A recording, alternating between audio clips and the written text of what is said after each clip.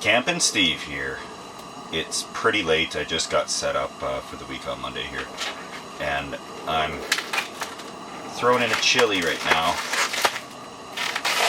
It's hard to find enough ingredients to make a chili when you're trying to do it in a little tiny pan like that, pot like this. But as far as I'm concerned, I don't need a whole heaping pile of chili. I just need a little bit for tonight and for lunch tomorrow. So I got the smallest containers of every chili ingredient I could, the smallest beans, the smallest tomato sauce. I got projects on the go for tomorrow.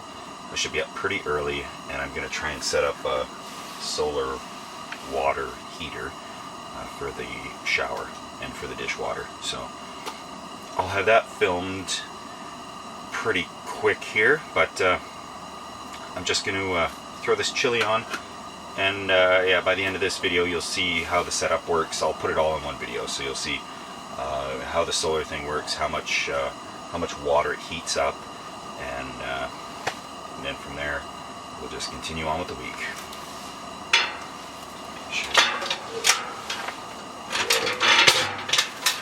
Yeah, that'll be cooking nicely soon here.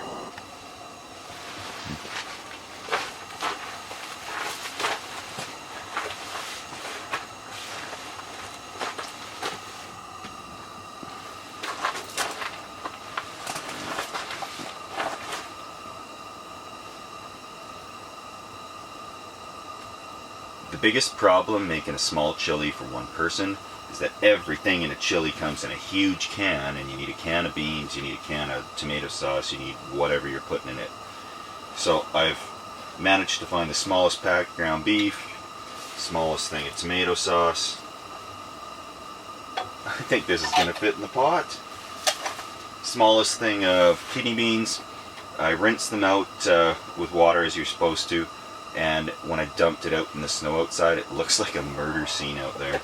So hopefully nobody gets concerned and starts knocking on my tent in the middle of the night. And another nice little plus that I got, like this is the bare bones type of chili. This chili powder mix. And it's pretty basic stuff. Nothing fancy. This is, we just have to eat tonight. The biggest thing is, there was a salad bar at the grocery store, and they had green peppers and diced onions. So I grabbed a lot of these, and it ended up costing less than a green pepper would have. Oh yeah. That is about perfect amount for this pot. Stir this up and just let it cook here.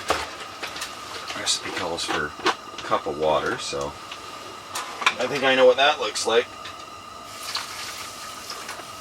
That's about a cup. You know, let this cook here, and then I'm gonna hunker down for the night after I have something to eat, because tomorrow I got to be up pretty early to get the solar array set out there, and some water circulating so I can do shower, dishes, all that fun stuff without using firewood. And it's a test for me.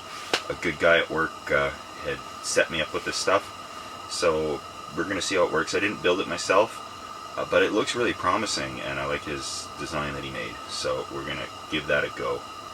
And in the meantime, this will cook, I'll eat, hunker down, and tomorrow we'll go set that up, and we'll look at the horrible blood-stained looking murder scene in the snow from when I drained the kidney beans.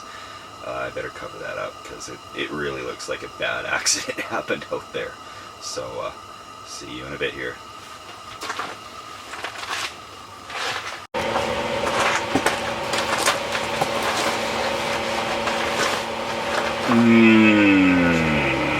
Chili with garlic bread, sour cream and cheese. I'm gonna eat this, get the hay, and I'm up pretty late because I got in here relatively late by the time I got set up. For what I was working with, it actually turned out not bad. So Clubhouse makes a pretty good chili mix if you're in a pinch. And we'll see you in the AM when my alarm goes off and we go to start tomorrow's project. So till then, you're camping with Steve. We got some snow, and thankfully that covered up the horrible looking spot where I drained out the kidney beans. But we're gonna get a project set up here, and I'll go over the tent because a lot of people are asking about the tent. So I'll just kind of explain about that in the stove, and we'll go from there. So you might be able to figure out what's happening here. Basically, a little solar heater absorbs the solar energy, and it's heating up the shower slash dishes water. Wasn't constructed by me. That was a good friend from work who shall not be named. But he doesn't want to be named. Not that I'm not giving him props for it. So I'm going to let this go, and I want to see what type of a temperature rise we're going to get out of this. I'll show you here in a sec. I'm right around 40 degrees Fahrenheit for this water. And it's a little bit after noon here. So we'll see what happens for the temperature. But water pumps in, goes through the coil, and then right back out again. We'll let that run for a bit. If it was a really, really bright sunny day and I'd started this super early, it would probably get better results. But hey, for now, we're just testing it out. We'll see how it works. And I have material for a bigger prototype than this.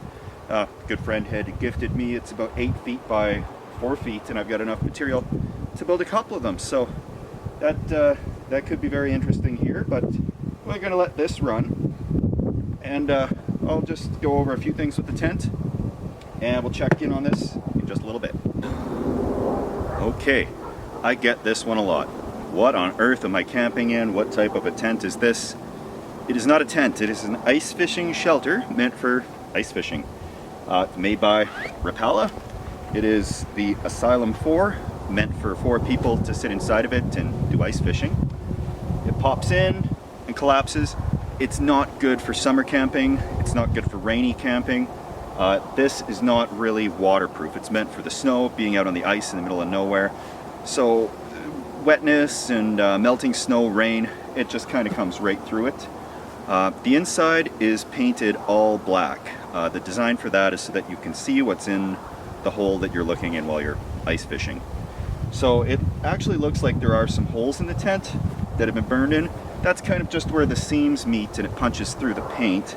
Then also where the paint's been scraped off once I throw it back in the bag. So that's the tent. They don't make them anymore. I've looked because a lot of people have asked, hey, where do I get that? And I thought, you know what? I gotta check that out, see if they make them, because I might need a spare one day. We're out of luck. They don't make them. They have another one that I saw called the Rapala Asylum 3, which I'm guessing is a bit smaller, but it could still work good for, you know, one person, judging by the size of it. But this is what's going on with the tent. I put in a stove jack into it on the top here. Still haven't got it permanently affixed. I'm gonna rivet it in and put in some high temperature silicone, because in my line of work, we see that high temperature silicone all the time, and trying to get it off of anything is a nightmare. It is on there for good. And the stove, I'll just show you inside here. And I had to cut the hole in there myself. It was nerve-wracking. I hate doing that. I think it cost me $500 or $600 for the tent years ago. I've gotten a lot of use out of it, but still, cutting into an expensive tent to put in a stove, it was worth it, but it did take some courage to actually sink that knife in there. So we'll get in and look at the stove. This is the Alpine Camp Chef stove. They are pretty widespread anywhere in like an outfitting, hunting store. Cabela's has them. Cabela's online if you don't have one close by. I picked mine up at a camping store in Edmonton, Alberta, Canada, and they have them all over the place. I just happen to have a gift certificate for Christmas from my wife, so I went out to pick this up. The stovepipe collapses inside of itself, just goes in there. Tent by Rapala. I would assume that you'd have good luck finding them there at like Cabela's maybe, fishing stores, Bass Pro, something like that. They'll have a lot more of the ice fishing stuff. And if you're in kind of a southern warmer place where they don't ice fish, you probably won't want one of these for camping if you're actually living somewhere that's warm, but you could probably order them up online if you really wanted to get out and do some winter camping, which is good because there's nobody around. The other thing I get questions about is the stove jack. Where did I get that? I picked that up at the Campers Village, a camping supply store, but an outfitter store. I've seen them online through Amazon. You can grab the stove jacks. I'm not putting up links because I don't have an affiliate thing. That's not what I do.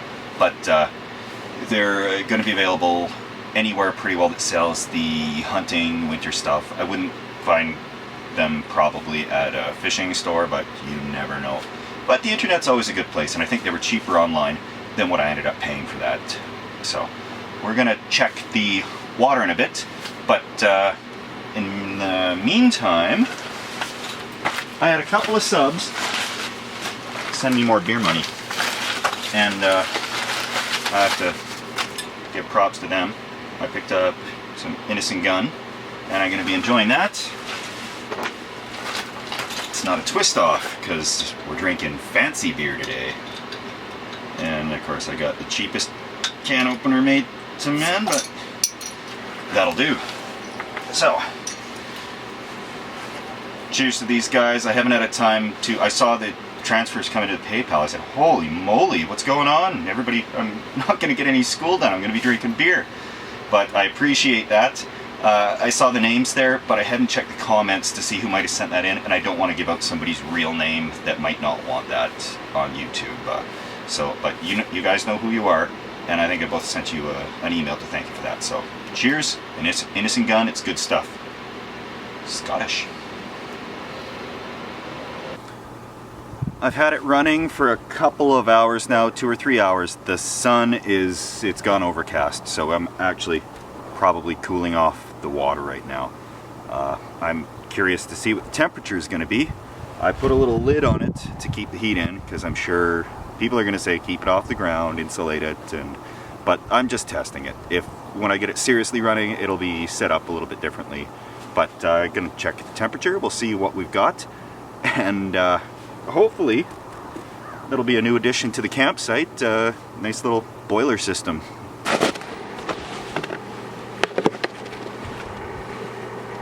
Well, it's not steaming, but oh, it's definitely warmer. Okay, it looks like we're pushing 60 degrees after just a few hours out here, so I'm pleased with those results. We had a couple, 2-3 hours of pretty good sun out here, but